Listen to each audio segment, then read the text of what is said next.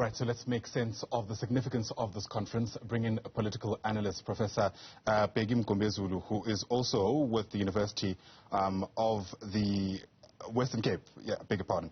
Thanks very much indeed for making time, sir. It's great to have you on the program. Let's perhaps begin by just, I guess, taking in the context in which this conference is actually taking place. So we heard Thabani Nyawo today in that report speaking about bringing back into the fold disgruntled ANC members. That's the one thing. But it's also coming in a context where the leadership of the eThekwini municipality itself had been recalled due to poor performance, and therefore the municipality has been run by a task team.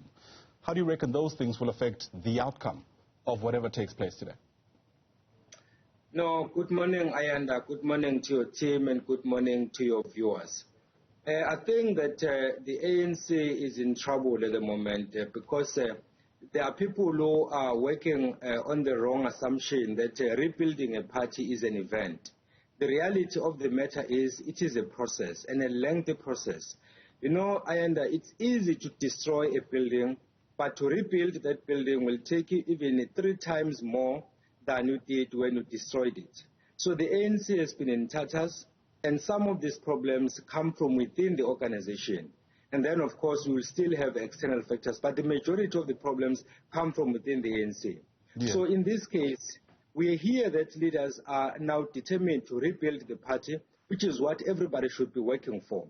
But then if you look at the people who are contesting for these positions in all the regional conferences we've seen across the country up to now, they are basically built on slates and not necessarily built on capabilities and then, of course, the credentials of those incumbents or proposed incumbents. The question we are asking about leaders who have been there and have tried but then failed to deliver on the mandate given to them by the people is a point of departure. So when you rebuild a party, you first do a self-introspection. You ask the question, where did we get it wrong? Once you get an answer to that, you then use that as a starting point. So the question now is, has the ANC asked itself that question, and has it found the right answer? And if you look at the factions that are there, I don't think that they've honestly responded to that question.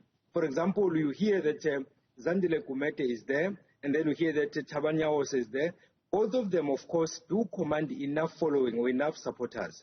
But then the only downside of it is that it's known that Nyawo is aligned to the faction that supports the president and has been vocal about it. There is no secret about that. And then you have Zandile Kumete, who is seen to be the face of the RET forces.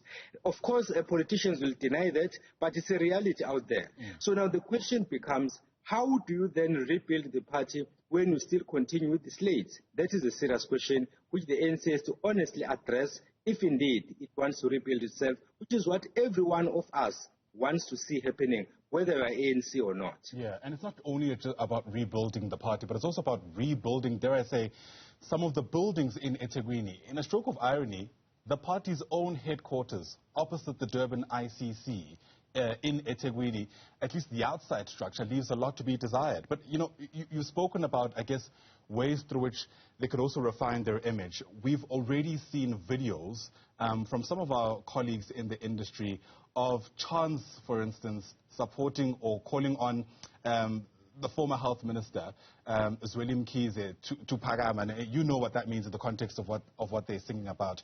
Phakama Khabazela is the chant that you're hearing, and we know that refers to the former minister.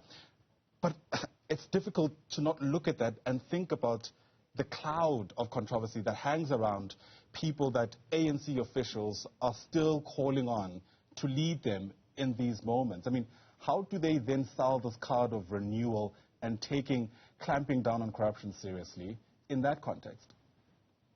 Ayanda, truth be told, the step-aside role which was in fact adopted by the ANC in Nazareth at its 2017 conference is a hot potato.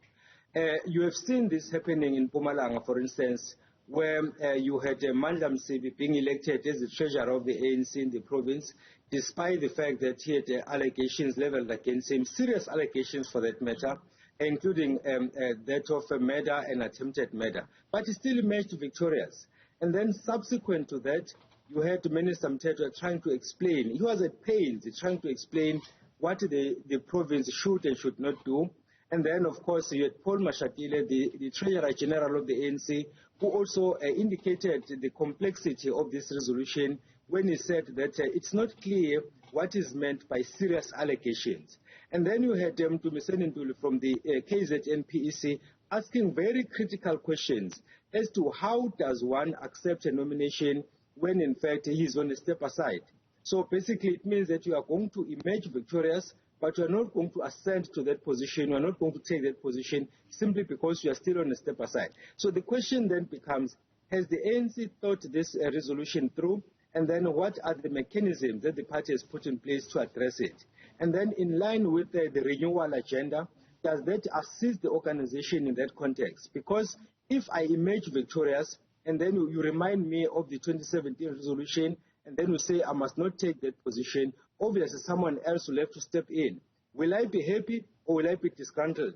And if I'm disgruntled, will that assist in the renewal agenda? So there are a number of questions that need to be attended to, but I don't think that the time is on the ANC side to address all those issues, which is why then I said at the beginning, to rebuild the organization is not an event, but it's a process, and at times it will be a painful process which will need people to be truthful and to be honest, first to themselves, then to the members, and then to the nation. Yep, we're told that the ANC eThekwini region is the largest not only in the province but certainly in the country. I imagine that means it also has a great bearing with how the National Elective Conference will unfold in December. Prof, thanks for your time and insights. Really do appreciate you helping us connect the dots. Professor Bheki Mngomezulu there, a political analyst.